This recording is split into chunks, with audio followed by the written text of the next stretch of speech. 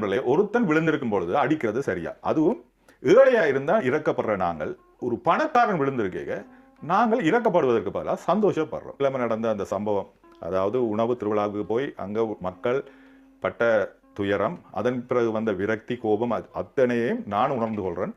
நான் உங்களை விட அதிகமான ரியாக்ஷன் அங்கே இருந்திருந்தேன்டா கொடுத்திருப்பேன். அவளுக்கு எதிரானவன் அல்ல. ஆனால் இங்க என்ன பார்க்கணும் என்றால், அந்த மனிதன் மன்னிப்பு கேட்டு அந்த பணத்தை ரிஃபண்ட் பண்ணின பிறகும் பல விமர்சனங்கள் அவர் மீது வைக்கப்படுது.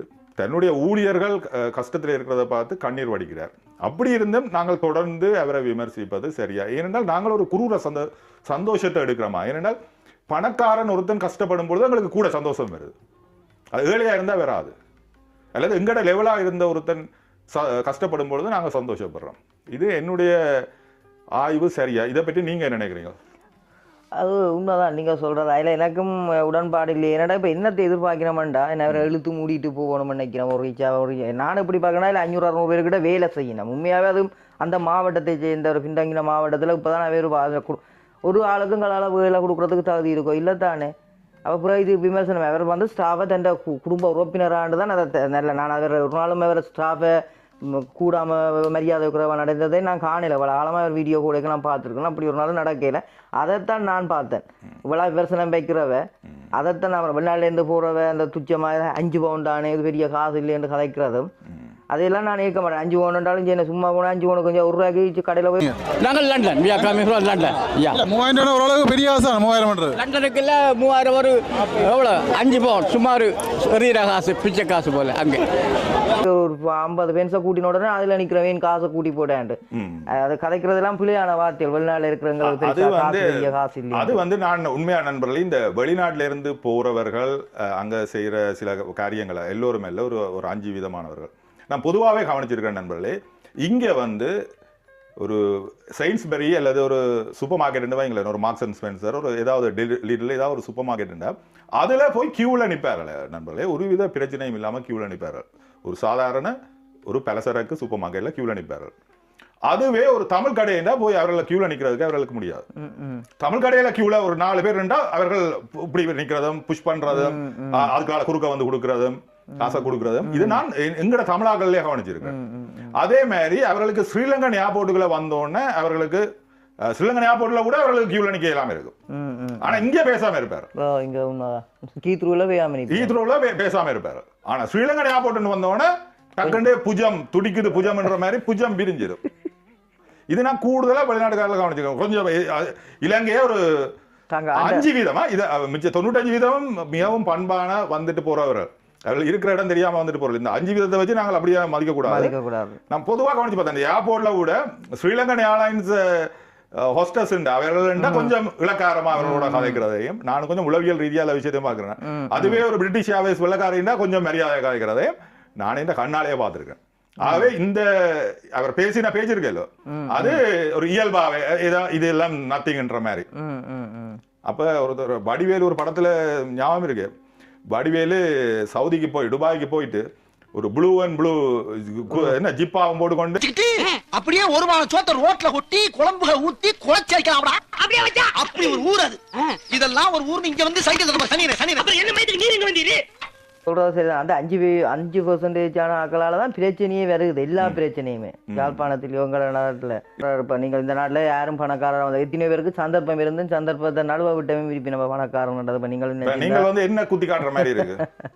எத்தனையோ சந்தர்ப்பங்கள் இருந்து நழுவ விட்டது நான் தான் சொல்றீங்களா? ஷியாமா கேரளா இப்ப இன்னண்டு சில பேருக்கு பின்னதான் இன்னண்டு பேருக்கு இந்த பணம் வந்தோட பார்த்தா இல்ல கனவேற்ற விமர்சனங்கள் சுத்தமா அந்த வார்த்தை சுத்தமா தண்ட ஒரு வார்த்தையே படக்கண்டு பாய்ச்சி விட்டீங்க. அதுல ஒரு வார்த்தை பாவிக்கிறேன். நான் யோசிக்கிறேன், நேர்மையா தான் சொல்றாரு. நிரூபி இங்க வாப்ப ஆரம்பத்துல 2-3 இன்டர்வியூல பார்த்தேன் நேர்காணல அப்படித்தான் சொல்றாரு. அப்படித்தான் கனவே விமர்சனம் வைக்கணும். இப்ப நீங்களும் இந்த யூடியூப்ல வந்தது உங்களோட ஒரு அதுல ஒரு ஆர்வம் இருக்கும். அதே மாதிரி நான் ஐபிசி பாஸ்கரனை பாக்குறேன். என்னென்றால் அவருக்கும் ஒரு இந்த மாதிரி மீடியாக்கள்ல கேமராக்கு முன்னால இருந்து காய்க்கிறதுல ஒரு ஆர்வம் இருக்கு. பாஸ்கரன் அந்த விமர்சனத்தை பர்சனலா எடுக்கவே கூடாது. அந்த தாய்மார் பேசினதையோ அல்லது அந்த சோசியல் மீடியால ஒரு பெண் பேசினு சொன்னார், அது எல்லாமே கோபமா எடுக்கக்கூடாது. பாஸ்கர் என்னன்னா அந்த சமயத்துல பாதிக்கப்பட்டு சாப்பாடு இடையிலையோ என்னவோ அதுல அந்த ஆர்கனைசேஷன் நீங்களே ஒத்துக்கொள்ளணும், அது ஆர்கனைசேஷன் சரியில்லை. அந்த அவ்வளவு பேரை விட்டது தவறு. திருப்பி திருப்பி நானே இதை சொல்லக்கூடாது, நான் சொல்றேன். அதனால அந்த பெண் அதுல நின்று ஒரு பெண் கத்திச்சு, அதெல்லாம் சோசியல் மீடியால வந்தது. அதை நீங்கள் அப்படியே கடந்து போயிடும். அதுக்கு நீங்கள் விளக்கம் கொடுத்து அவர்களுக்கு எதிர்வினை செய்ய தொடங்கினா, அவர் அங்க இருந்து எடுத்த CCTV எடுத்து நான் போடுவேன், இதெல்லாமே வந்து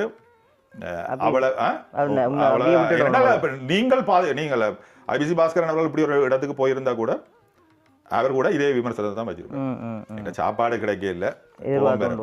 ஆனால் என்னுடைய கருத்து என்னென்றால், இதை நான் சொல்றேன் இல்ல, நீங்கள் லெகோலேண்ட் மாதிரி டிஸ்னிலேண்ட் மாதிரி ஒரு இடத்தை இலங்கையில வடமாகாணத்தில் உருவாக்கணும்னு ஆசைப்படுங்க.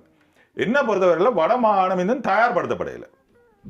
இங்கே இருக்கிற, அதாவது வெளிநாடுகளில் இருக்கிற அந்த மெச்சூரிட்டியை வடமாகாணத்துக்கு, அதாவது முழு இலங்கைக்குமே இன்னும் அவர்கள் தயாராகலைன்றதை தாண்டி நான் எப்படி பார்க்குறேன்டா, அந்த ஒன்று அரசியல் சுயநல காரணமாக சில பேர் அதை உண்மையாகவே அதை தண்ணி ஊற்றி அதை வளர விடக்கூடாதுன்னு நினைக்கிறேன், தங்களோட சுயநலத்துக்காண்டி. அந்த இது இருக்கு அந்த ஒரு இல்லை அரசியல்வாதிகள போர்வையில் இப்படியெல்லாம் அந்த வேறு வேறு விமர்சனங்களை வைக்கிறது அதுக்கு ஒரு காரணம். எத்தனையோ ஏதோ ஜென்டில்மேன் மாதிரி இல்ல. ஐபிசி பாஸ்கரன் வந்து அரசியலுக்கு வர போறாருன்ற மாதிரி ஒரு கதை ஒன்று உலாவினது. வடமான முதலமைச்சர் தேர்தலில் நிற்பார்ன்ற மாதிரியும் கதை ஒன்று உலாவினது. அப்ப அதுக்கு அந்த இன்றைக்கு அவர் கொடுத்த தண்ணில விளக்க வீடியோல தான் அப்படி இதுவரை அப்படி ஒரு யோசனை இல்லை, நான் வராமல் இருக்கிற என்ன வர வைக்கிறீங்க என்று சொல்றாரு. அப்ப பல அரசியல்வாதிகளுக்கு இது ஒரு பயமா இருக்கு. அதாவது முதிர்ந்த அரசியல்வாதிகள் உட்பட. ஏனென்றால் இவர் வந்து ஒரு அட்மினிஸ்ட்ரேஷன் டைப் ஆனார். அப்ப இவருக்கு அரசியல்ல வந்து பணம் சம்பாதிக்கணும் எந்த தேவையும் இல்ல. அவை ரெண்டும் வந்து ஒரு பாசிட்டிவான விஷயம். இப்ப விஜய்க்கு என்ன பாசிட்டிவா இருந்தது? விஜய்க்கும் அந்த அரசியல்ல வந்து விஜய் பணம் சம்பாதிக்கணும் எந்த தேவையும் இல்ல. அது மக்களோட அடிமனதுல போயிட்டு. உண்மைதான். ஏனென்றா விஜயை பற்றி என்னதான் நெகட்டிவா இருந்தாலும் இவர் வந்து ஊழல் செய்வாராண்டா தேவையில்லை இவருக்கு. உண்மைதான். என்ற எண்ணம் அவர்களுக்கு இருந்தது. அதே இது இவருக்கும் வேற சான்ஸ். அதுக்காண்டி விஜய் வந்து பெரிய மாற்றம் ஒன்றும் கொண்டு வரே இல்லை. இல்ல சொல்றேன் நான், அந்த ஒரு இது இருக்கு, ஊழல் செய்ய மாட்டேன். அனுராக் என்னத்துக்கு இவ்வளவு ஆதரவு இருக்கு? ஊழல் செய்ய மாட்டாருண்டா ஒரு வார்த்தை இப்பவும் இருக்கு. அதால அவருக்கு இப்பவும் ஒரு மக்கள் மத்தியில் ஒரு மரியாதை இருக்கு. இப்ப என்ன நடக்க சொல்லுங்க. இப்ப இதை வீடியோ பார்த்து கொண்டு யோசிக்க போயின என்றால் ஐபிசி இருந்து நான் காசு வேண்டிட்டு வீடியோ போறேன். இதான் வேற உண்மையாவே யோசிப்பேன். இப்ப நான் கூட இப்படி ஒரு வீடியோ பார்த்தேன்டா நானே யோசிப்பேன், இவர் வந்து ஐபிசி ஏதோ வேண்டிட்டாரு, இல்லாட்டி இவர் வந்து ஐபிசி போய் ரீச் ஆல போய் 2 நாள் ஃப்ரீயா இருப்ப முடியும் யோசிக்கிறார் ஹாலிடே. அப்படி நீங்கள் நினைக்கலாம் நண்பர்களே. உண்மையில வந்து எனக்கு எந்த தேவையுமே இல்லை. ஏனென்றால் எனக்கும் ஐபிசி பாஸ்கரன் எவ்வளவு ஒரு பிரம்மாண்டமான கோடீஸ்வரன் மாதிரியோ அதே மாதிரி எனக்கும் கடவுள் புண்ணியத்துல, நான் சொல்றேன் பிரபஞ்சத்தின் புண்ணியத்திலையும் உங்களோட சப்போர்ட்லையும் எனக்கு கடவுள் புண்ணியத்துல ஒரு நிம்மதியான வேலை இருக்கு. அது எனக்கு திருப்தியா போதும். இது வந்து ஐபிசி பாஸ்கரனுக்கு இருக்கிற அதே கிரேசி, அதாவது மீடியாவில் இருக்கிற ஒரு கிரேசி, ஒரு ஆக்களோட பேசணும், உளவியல் ரீதியா பேசணும், இந்த கோஆப்ரேட் வந்து இவ்வளவு மக்களை ஏமாத்துது, அந்த ஆத்திரம், இந்த அதாவது உலகத்தை ஆள்ற இந்த ஒரு வீதம் வந்து மக்களை ஏமாத்துது. அப்ப இதுகளெல்லாம் வந்து எப்படி இதை வெளிப்படுத்துறதுன்னா 4 நண்பர்களோட கதைக்கணும், அல்லது இப்படியான ஒரு மீடியால வந்து கதைச்சு இதுல வந்து ஒரு அட்லீஸ்ட் ஒரு 2 வீதம் ஒரு 5 வீதமாவது என்னுடைய அலவரிசையை உணர்ந்து கொள்றார்கள் இருக்கிறார்கள் என்ற ஒரு ஆசையில வந்து வைக்கிறேன். எனக்கு இந்த பணத்தேவை என்ற எதுவுமே இல்லை. நான் நீங்க சொன்ன மாதிரி தான் நான் நினைக்கிறேன். இப்போ யாழ்ப்பாணம் நாங்கள் இந்த காலத்துல நாங்கள் பாதிக்கப்பட்டார்கள் போர்ச்சுகலால் எல்லாம் எங்களுக்கு அந்த வசதிகள் இருக்கையில இப்போ இப்படி எல்லாம் இருக்கேக்க சரி ஒரு யாழ்ப்பாணம் இப்படியாவது வளரட்டுமே என்ற ஒரு சந்தோஷம் இருக்கு. உண்மையாவே போருக்குள்ள நல்லா பாதிக்கப்பட்டு உடமைகள் இழந்துலாம் அவ்வளவு கஷ்டப்பட்ட சனம் சரி இப்போ வளர்ந்து கொண்டு வருது. இது இப்படி ஒரு பின்தங்கிய மாவட்டத்தில் இப்படி ஒரு ரீச் ஆண்டு உருவாக்கி ஏதோ இத்தனை பேருக்கு குடும்பத்துக்கு அதில் இங்கே பார்த்தேன் போன முறை போட்ட நீங்கள் வீடியோவிலேயே ஒரு கொமெண்ட்ஸ் ஒன்றிலேயே ஒரு லேடி வந்து எழுதியிருந்தார். தான் அந்த போராட்டத்தால் தான் போராளியாக இருந்து ரெண்ட இழப்புகள் அதண்டு இப்போதான் ஏதோ வேலை செய்கிறன்ற மாதிரி அங்கே. அப்ப அப்படியெல்லாம் எழுதிக்க அப்ப ஏதோ ஒரு ஆக்கள் பிரியோசனம் படினா நாங்கள் வெளிநாட்டுல இருந்துட்டு போய் விமர்சிச்சுட்டு வர்றதுக்கு எங்களுக்கு தகுதி இல்லை. அங்க இருக்கிறவ அதை அக்செப்ட் பண்ணி அங்க இருக்கிறவதான் முடிவு எடுக்கணும். நாங்கள் இங்க நின்று கொண்டு கதைக்கலாம். இங்க எத்தனை பேர் சுத்தமாக செய்து ஒருத்தருக்கும் தெரியாம அஞ்சியம் காசும் கொடுக்காம மற்றவைக்கு ஒரு வேலை பிரியோசனம். யாழ்ப்பாணத்தில் எத்தனையோ தொழில் வாய்ப்புகள் ஏற்படுத்தலாம். இப்போ பார்த்தாங்க எனக்கு யூடியூப்ல அப்படி சொல்லலாம். அப்படியும் இல்லாம இருக்கேக்க ஏன் அதை நாங்கள் அவர் ஏற்றுக்கொள்றான். ஒருத்தன் பிளவிட்டா அதை ஏற்றுக்கொள்றான். நான் பிளவிட்டேன், நான் மன்னிச்சு கொள்ள, நான் விட்ட தவறுன்றதை எத்தனையோ தானே திருப்பி சொன்னா அப்புறம் விமர்சிக்கிறது. உண்மையில நான் என்னத்தை பார்த்தேன் என்றால் இன்றைக்கு ஐபிசி நிறுவனத்திலே ஒரு வீடியோ ஒன்று போட்டிருந்தார்கள். 5000 கோடி இலங்கை ரூபாய்களுக்கு அதிபதி ஐபிசி பாஸ்கரன். அத ஐபிசி நிகழ்ச்சியே சொல்லுது. ஹொலண்டில் வந்த ஒரு பத்திரிகையில் இருக்கிற ஹொலண்டில் இருக்கிற 500 பெரும் பணக்காரர்கள் இவருக்கும் இடம் இருக்கு. அதாவது இவரும் அந்த 500 பேருக்குள்ள ஒரு ஆள். 178 மில்லியன் யூரோ இவருக்கு அதிபதி இவர். அப்படிப்பட்டவர் வந்து இப்படி ஒரு இடத்துல வந்து ஒரு முதலீட்டை போட்டு செய்ய வந்து பிரச்சனை வந்துட்டுது. இந்த பிரச்சனையை அவர் எப்படி ஹேண்டில் பண்றாருன்னு இருக்கு.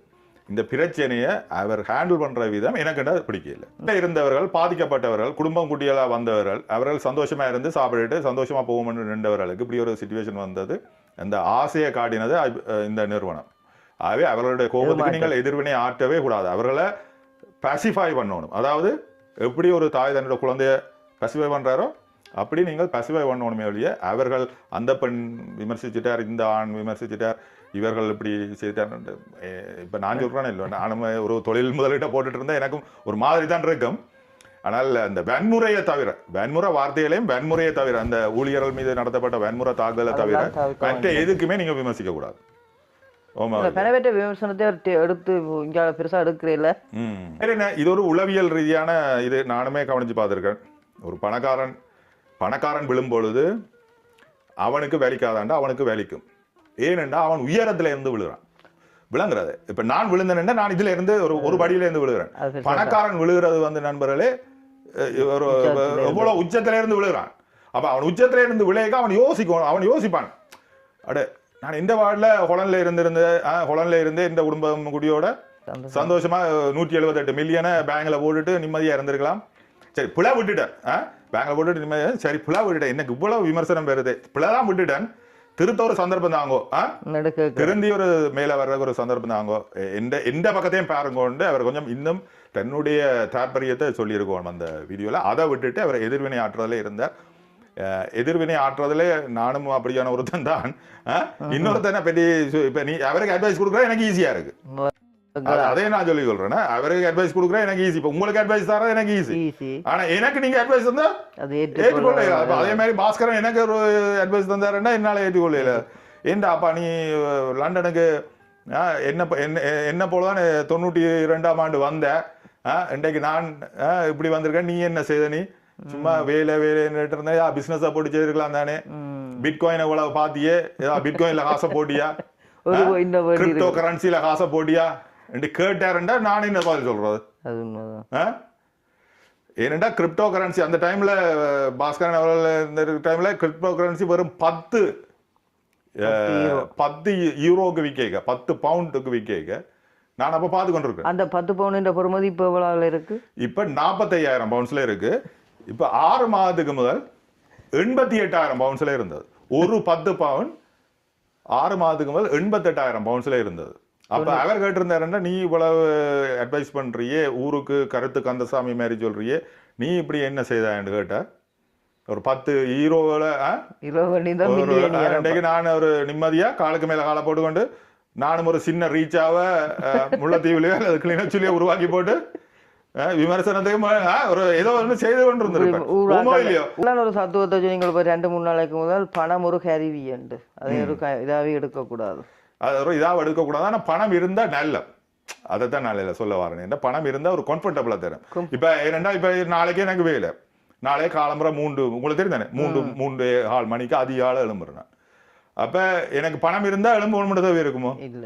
நல்ல ஜாலியா ஒரு படத்தை பார்த்துட்டு, பெருசா எனக்கு ஆசை இல்லை, நல்ல ஜாலியா ஒரு படத்தை பார்த்துட்டு வீட்டை இருந்து ஒரு சாப்பிட்டுட்டு இரவு 10-11 மணி வரை கதைச்சிட்டு அடுத்த நாள் காலம்புற ஒரு 7-8 மணிக்கு எழும்புற சந்தோஷம் இருக்கு. அவே கிரிப்டோ கரன்சில இன்வெஸ்ட் பண்ணாம விட்டது என்னுடைய தவறு. கிரிப்டோ கரன்சி எல்லாத்துலயும் பாஸ்கரன் எல்லாம் மிகவும் அந்த பினான்சியல் விஷயத்துல ஆள் ஒரு கிங்குண்டே சொல்லலாம். என்னென்ன டைம்ல இதுல மூவ் பண்ணணும் என்றால் லிபரால இருந்தவர் அந்த லிபரா இதை விட்டு அந்த டைம் கரெக்டான டைம் என்ன, அந்த டைம்ல வாட்ஸ்அப் வந்து கொண்டிருந்தோம். அப்போ இந்த போன் கார்டு எல்லாம் ஒருத்தரும் பாவிக்காமல் குறைச்சு கொண்டு வர டைம்ல அதை விற்கிறதுன்றது ஒரு பெரிய கிளவர். அப்ப அதை வேண்டினவர்கள் இன்றைக்கு நட்டப்பட்டுட்டார். இந்த லிபராவை வேண்டின சுவிஸ் கம்பெனிக்கு பெரிய நட்டம்.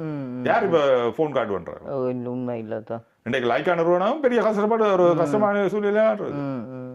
அவை அவர் ஒரு மிக புத்திசாலித்தனமான பினான்சியல் ஆன ஒரு நிதி சம்பந்தமான அறிவு அவரிடம் நிறைய இருக்கு. மனித உணர்வுகளை உணர்ந்து கொண்டாருன்னா சரி, அவ்வளவுதான். வேற என்ன நீங்க ஏதாவது சொல்ல போறீங்களோ? நீங்க மீண்டும் ஒரு வீடியோவில் சந்திப்போம்.